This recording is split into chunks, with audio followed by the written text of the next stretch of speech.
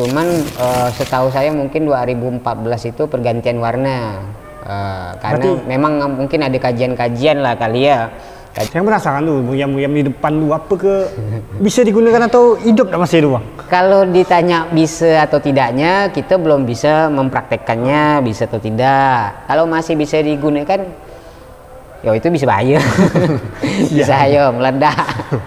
Jadi ketika Sultan Abdurrahman mendirikan Pontianak, tidak ada halangan bahwasanya Belanda melarang berdirinya Kesultanan Pontianak. Malahan ketika berdirinya Kesultanan Pontianak itu menjadi buah segar atau titik terang Belanda untuk bisa melakukan kerjasama lebih dalam di wilayah Borneo bagian barat. Ya, kalau secara singkatnya Pontianak berdiri 1771 itu inisiasi pertama, fase pertama. Kemudian ketika masuk fase pertama tentulah terjadinya pergolakan, penjajakan politik di masa itu. Itu dari Sultan Abdurrahman lalu turun ke Sultan Qasim anaknya, kemudian anaknya satu lagi itu Sultan Utsman. Setelah Sultan Utsman, Sultan Hamid I itu di fase-fase awal lah berkembangnya politik di zaman itu. Baru kemudian masuk ke fase kedua itu mulai Sultan Yusuf. Cuman Sultan Yusuf ini beliau ini lebih kepada ulamanya ketimbang umara. Jadi tidak begitu banyak cerita tentang Sultan Yusuf mengenai urusan pemerintahan. Itu tahun berapa tuh? Itu 1872. 1872. Barulah di tahun 1895 ketika dilantiknya Sultan Syarif Muhammad Al-Qadri ini mulai masuk fase kedua nih, fase mulai berada di puncak kejayaan Pontianak. Di masa Sultan Syarif Muhammad Al-Qadri memerintah lebih panjang, lebih lama dari tahun 1895 sampai 1944. Menghadapi perkembangan zaman di zaman beliau ini mulai digalakkan. Salah satunya banyak warga-warga Pontianak yang rata-rata kalau misalkan berpendidikan itu diberikan beasiswa, dan begitu juga di dalam foto-foto Sultan Syarif Muhammad Al-Qadri itu melakukan kunjungan ke luar negeri, ke Belanda, ke Perancis, ke Inggris dan lain-lain. Artinya visi Sultan Syarif Muhammad Al-Qadri itu mungkin sudah besar, artinya mau ke depannya Pontianak dan Kalimantan Barat ini akan kemana beliau sudah punya visinya, cuman karena memang masuk penjajahan Jepang, ya namanya Jepang ini kan mungkin tidak lama ya, tapi dia memang menghancurkan. Begitu juga dengan menghancurkan visi misinya Sultan Syarif Muhammad Al-Qadri, dan bangunan-bangunan Kesultanan Pontianak, wilayah Pontianak ini banyak dihabisi. Bahkan sempat tahu gitu kan, Kalimantan Barat pernah terjadi genosida oleh Jepang, mungkin lebih dari 50.000 warga Kalimantan Barat dieksekusi. Bahkan saya mengatakan bahwa itu bisa dijadikan sebagai kehilangan satu generasi. Itu generasi, karena kan yang dieksekusi itu kan bukan orang biasa ya. Betul. Bukan kayak kuli bangunan, bukan kayak tukang gali kubur, tapi itu yang benar-benar dieksekusi itu cendekiawan, alim ulama, orang-orang pintar. Artinya ketika dijadikan objek eksekusi, berarti kan Jepang kan menghindari yang namanya pergolakan dan pemberontakan. Makanya orang-orang seperti itu dieksekusi dengan tujuan ya supaya Pontianak Kalimantan Barat nih tetap berada di bawah kekuasaan dan di bawah doktrinnya Jepang. Itu fase kedua. Fase ketiga barulah masuk ke NKRI. Cuman sebelum NKRI itu kan Republik Indonesia Serikat, dan disitulah peran anak Sultan Syarif Muhammad Al-Qadri itu yang namanya Sultan Hamid II. Sultan Hamid II berperan ya cukup banyak. Peran Sultan Hamid II pernah menjadi seorang Menteri Zonder Portofolio di zaman Soekarno dalam pemerintahan Republik Indonesia Serikat. Kemudian merancang lambang negara Republik Indonesia, Garuda Pancasila tadi tuh Sultan Hamid II punya karya. Kemudian Sultan Hamid II mengembangkan eksistensi Pontianak Kalimantan Barat balik ke masa suram, ke masa terangnya. Ketika dieksekusi Jepang kan suram. mengembalikan ke jalan yang terang itu dengan mendirikan Daerah Istimewa Kalimantan Barat. Artinya ketika Daerah Istimewa Kalimantan Barat berdiri itu kan untuk kepentingan Republik Indonesia Serikat. Karena dulu Indonesia ini kan sempat menjadi negara dengan bentuk pemerintahan federal. Nah, ketika bentuk pemerintahan federal artinya terbentuklah sebuah negara-negara bagian, daerah-daerah bagian gitu. Nah, jadi setelah daerah bagian, negara bagian Republik Indonesia Serikat dan pergolakan politik di masa itu terjadi tahun 50, lalulah berubah jadi NKRI. Dan kondisi kota Pontianak di era NKRI ya bisa kita lihat lah sekarang. Tanpa saya bertutur kata di sini kita bisa ngelihat kondisi kota Pontianak di era Republik Indonesia NKRI seperti apa. Ya seperti inilah. Nah, gitu. Nah, saya pernah dengar kemarin tuh kata masa kejayaan mana sih yang katanya ada isteri yang cerai mati itu dinafkahi oleh sultan. Itu sultan siapa tuh? Oh iya. Nah, itu tuh. Itu tadi Kenapa tuh tujuannya itu, Bang? ngelihat dari data sejarah dalam buku Sultan Pahlawan Hakim. Jadi salah satu tulisan berbahasa Arab Melayu diterjemahkan. Di situ menyebutkan bahwasanya pengadilan agama di Pontianak, Rat Agama namanya, RAAD Agama, itu fungsinya untuk mengurusi urusan perdata. Perdata itu kan sifatnya ya untuk urusan tanah, cerai kawin, dan lain-lain. Bukan pidana. Pidana itu urusannya pemerintah kolonial yang sekarang ini kan masih kita pakai nih KUHP itu, Kitab Undang-Undang Hukum Pidana Kolonial di zaman dulu. Dulu salah satu kasusnya itu bahwasanya Sultan Syarif Yusuf, ayahnya Sultan Syarif Muhammad tadi, itu pernah dituntut oleh pengadilan agama untuk menafkahi kasus ada salah satu janda dicerai mati sama suaminya, meninggal. Akhirnya kan ibu janda itu kan tidak mendapatkan nafkah. Akhirnya pengadilan agama memutuskan meminta kepada sultan untuk bisa menafkahi ibu janda itu. Karena satu seharusnya itu dalam kasus seperti itu bisa jadi penuntutan tentang janda-janda yang di Pontianak bisa jadi dihidupkan sama sultan. Artinya ya kalau sekarang kalau ditanya beda sampai sekarang, kalau sekarang kan tak ada kayak gitu-gitu tuh. Ketika ada seorang istri ditinggal mati sama suaminya, kebetulan ya hanya bukan pegawai negeri, pegawai biasa atau kuli bangunan. Nah, ketika dia janda minta ke negara nak dikasih apa? Mending kawin lagi. Berarti kaya sekali ya Bang Sultan tuh Bang. Ya kalau melihat dari konteks dulu Sultan Utsman tadi ya itu udah fee-nya udah 50-an ribu, dari 46.000 sampai 50.000, apalagi ke zaman beliau itu. Makanya wilayah Pontianak insya Allah di zaman dulu itu aman-aman saja. Ya tapi mungkin karena konteks kesejarahan di Indonesia ini, di dalam sejarah nasional Indonesia ini mengharuskan menceritakan di dalam kurikulumnya hanya bicara tentang sejarah nasional. Akhirnya sejarah lokal itu kan banyak terpinggirkan. Maka dalam cerita-cerita sejarah Pontianak itu hanya bisa disuguhkan, diinformasikan seperti ini saja. Nah gitu. Jadi kalau kita bicara tentang Pontianak zaman itu bisa kita lihat foto-fotonya nanti. Tuh dalam bentuk duit tadi 50 apa tadi Bang? 50.000 gulden. Gulden tu kalau sekarang ni berapa lah rupiah tu Bang? Pengen nak rasa. Saya tu pernah coba, kan ada salah satu koran tu. Koran di tahun 1912-an ke, masih belasan lah, 19 belasan. Udah lahir Bang? Hah? Udah lahir. Abang baca koran ni Bang? Ngelihat koran di zaman itu, karena kan data sekarang kan bisa kita akses ya. Jadi merawak pula nih. Jadi di koran di masa itu ada menjual salah satu merek mobil.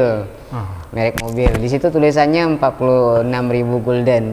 Saya cobalah ngulik-ngulik Google gitu. 46.000 gulden tuh di zaman itu berapa, dapat lah salah satu situs kan, enggak salah Kaskus ke apa. Ada cerita tentang konversi uang di zaman dulu. itu 275 jutaan. 50 itu tuh. Itu 250 juta di zaman kolonial. Zaman itu. Coba kita pikir. Bapak kita hidup di tahun 70-an, dapat 275 juta. Sebanyak apa? Dia bisa bikin 5 butik rumah di rumah tu. Gitu. Mungkin kita bicara 275 juta di zaman sekarang hanya ya seberapa paling bisa bikin rumah lah. Satu rumah ya. Kalau zaman dulu itu luar biasa. Apalagi di zaman Sultan Usman dapat 50.000 gulden. Pikir-pikirlah, artinya ya aman dan nyaman, tentram lah Pontianak. Karena dulu Pontianak itu kan saya ingatkan kepada bukan saya memberikan informasi kepada kawan-kawan yang ingin tahu tentang sejarah Pontianak. Di zaman Kesultanan Pontianak insya Allah aman-aman ya tentang sejarahnya gitu, tentang sejarahnya. Kalau misalkan kita masih berkonteks kepada sejarah nasional sih pasti bingung tuh, kok agak bertolak belakang gitu. Karena memang ya ketika berdirinya Pontianak, Sultan Abdurrahman itu udah mematok bahwa nama negeri ini dulu ini dikasih namanya Pontianak Darul Aman atau Kuala Landak Darul Aman. Darul Aman tuh pintu aman, pintu keamanan. Jadi kau masuk datang sini nih, jangan khawatir lah kau nak dijajah Belanda. Tenang ya, nanti Belanda ku balat kata bahasa Sultan Abdurrahman begitu tuh. Ya dulu kita kalau misalkan kita ngelihat dari tulisan-tulisan Belanda di zaman itu, bahwasanya Sultan Abdurrahman, Sultan Kasim garang orangnya. Bahkan Belanda sendiri pernah hengkang dia dari Pontianak karena agak tak sudi atau takut dengan gelagat Sultan Abdurrahman yang begitu sangar. Nah, pernah hengkang sementara, masuk di zaman Sultan Usman dibalik lagi. Berarti yang menurut tu Pontianak untuk kawasan Indonesia terpandang lah ya bang? Ya begitulah dia. Kalau dibanding apa ndak Kesultanan Jawa sana? Masing-masing punya sejarah lah ya, masing-masing punya sejarah. Dan ketika kita masuk ke era sekarang, maka saya bilang setiap pemerintahan, setiap orang punya masa, dan setiap masa punya pemerintahan punya orangnya lah gitu. Mungkin karena kita nih, misalkan kita nih bicara tentang Melayu, Melayu itu identikan dengan namanya malas lah orang bilang, kerja tak mau, cari untung, kerja pengennya kerja tinggal baringnya, tiba-tiba di bawah bantalan ada duit langsung. Identik kayak gitu-gitu. Makanya kita bicara tentang dulu tuh supaya memberikan informasi bahwa ketika itu kesultanannya coraknya Melayu dan Melayunya punya sistemnya. Punya sistem, artinya orang Melayu zaman sekarang, zaman dulu tuh tetap sama jiwa raganya gitu. Tapi gitulah, karena perkembangan zaman bisa jadi berubah juga tabiat orang Melayu. Wallahu alam lah gitu ya. Melayu zaman sekarang ni sejak kapan abang tahu Melayu sekarang tak pernah rugi bang? Itu sebenarnya kenapa dia tak pernah rugi? Kita tidak juga bicara Melayu yang tak mau rugi, mungkin hampir semua suku tak mau rugi. Kan dia selalu ngambil untung tu. Cerita untung rugi. Misalnya ada perampok lah dia mencuri duit 250 juta gitu kan. 250 juta dah hilang, untung tak mati, untung tak dibunuh. Itu kan artinya kan bukan cerita tak mau rugi, artinya dia mencari hikmah nih, masih untung kau masih hidup. Kalau kau mati kau pun susah gitu, bahkan kau mati kau susah, mak bapak kau susah nak nguburkan kau, nak kapal, nak makam pun harus bayar duit. Gitu. Tapi selalu untung tuh bang. Kenapa selalu untung? Itu udah pakem orang-orang zaman dulu, udah pakem.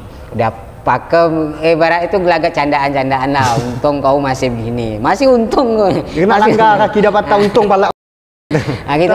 Melayu ini kan macam ragam keunikan lah, dari sejarah budaya, tutur bahasa, cara berpakaian, begitulah orang Melayu dari zaman dulu sama zaman sekarang. Nah, di luar bangunan istana ini, saya tadi tu tarik membahas transportasi zaman dulu. Ya. Kita lebih tahu, sering mengetahui bahawa transportasi orang-orang di Kalimantan adalah sampan. Saya penasaran kalau sebelum ramai motor, mobil, apa kendaraan kesultanan yang digunakan sultan sebelumnya? Ya, kalau bicara zaman dulu itu kan memang transportasi darat itu kan agak jarang ditemui. Kalau dilihat dari kurun waktu 1900 ke bawah, nah otomatis memang sampan perahu menjadi transportasi utama. Dan Pontianak ini kan memang banyak sungai, banyak parit alami, parit sekunder yang dibikin gitu kan. Fungsinya salah satunya tadi karena akses transportasi masih menggunakan sampan, perahu, dan kedua Pontianak rawan banjir. Dari zaman berdiri sampai sekarang memang rawan banjir Pontianak nih. Rawan banjir. Nah, kemudian fungsi sampan tadi, Pontianak ini kan biasa dikenal dengan sampan jalor, sampan perahu bidar, entah perahu lancang kuning, itu fungsi untuk kegiatan-kegiatan bersifat seremonial. Itulah digunakan masyarakat zaman dulu. Bahkan kan nengok di beting tuh, beting kan bawahnya biasa kan masih ada orang bersampan zaman dulu. Bahkan dulu saya kecil-kecil di tempat saya tak jauh dari rumah saya itu kan ada parit, masih bisa digunakan zaman dulu tuh. Sungai paritnya ada sampannya. Cuman karena sekarang balik lagi saya bilang, perkembangan zaman itu mengubah konsep, mengubah pola pikir, mengubah sistem, atau kan punya masa lah sekarang. Kalau misalkan cerita transportasi darat itu baru mulai dari tahun 1900-an. Nah, bahwa di Pontianak sudah ada kendaraan lokomotif tuh. Nah, dari sepeda udah ada. Bahkan di foto tuh ada mobil-mobil yang berjejeran di pasar waktu itu di tahun 19 belasan sampai 1930-an gitu tuh. Berubah seiring perkembangan waktu, dan Pontianak ini kan kota pelabuhan juga dari zaman dulu. Pelabuhan Pontianak ini kan ada pelabuhan Dwi Kora dulu pelabuhan Pontianak. Nah, di situ tempat berlabuhnya kapal-kapal besar kecilnya, di situ ada pelabuhan Senghi dan lain-lain. Maka ketika di zaman dulu itu udah mengonsepkan bahwasanya kita memanfaatkan alam yang ada. Nah, itu cocok dah tuh. Kalau bisa maka bagus kalau misalkan Pontianak ini masih melestarikan sungai-sungai yang ada tuh, bisa menjadi objek wisata yang segar selain untuk wisata sejarah, budaya, religi. Nah, itu bisa menjadi ikon wisata Pontianak yang lain. Pontianak kota sungai. Dulu kan dikatakan Pontianak itu kan kota 1000 sungai. Nah, kota 1000 sungai. Nah, kalau sekarang bukan kota 1000 sungai, kota 1000 warung kopi. Iya, kota ngopi ya sekarang ini. Kota ngopi. Bahkan ikon kota 1000 sungai pun dah diambil oleh Banjarmasin. Nah, Pontianak udah tak ada sungai, kita tak ada paket, macam mana?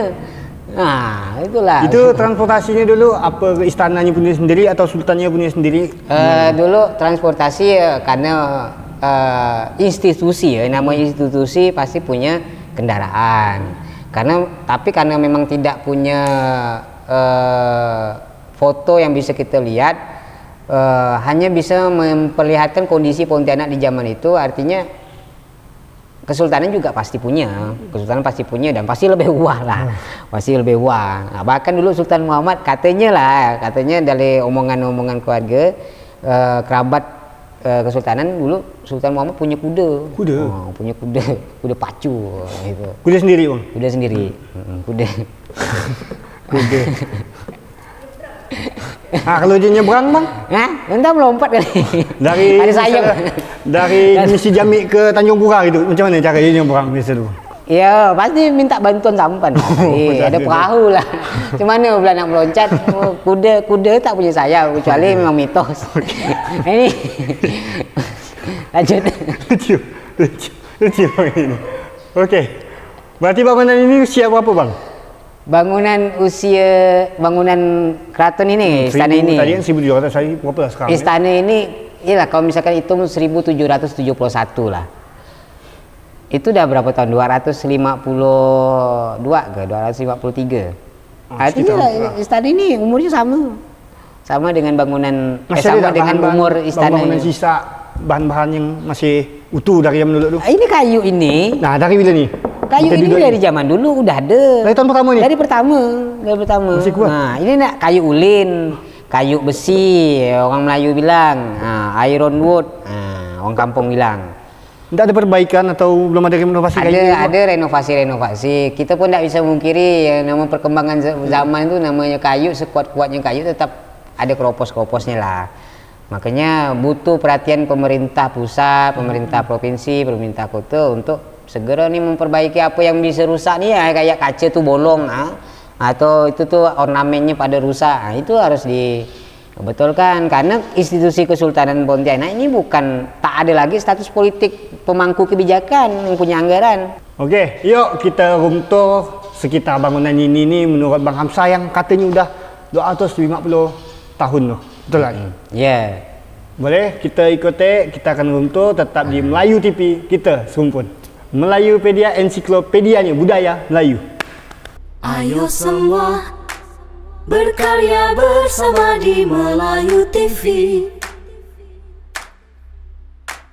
Ayo semua berbudaya bersama Melayu. 1000 pantulan orang bilang. Nah, karena memang besar, tinggi, jadi kalau misalkan kita terpantulkan dengan ukuran yang sama kan kelihatan mantul tuh. Nah, sebelum dilukis warna dan dikasih jambul. Nah, ini apa salah satu peninggalan Sultan Hamid II. Terbentang luas zamrud katulistiwa, ciptakan pesan persatuan.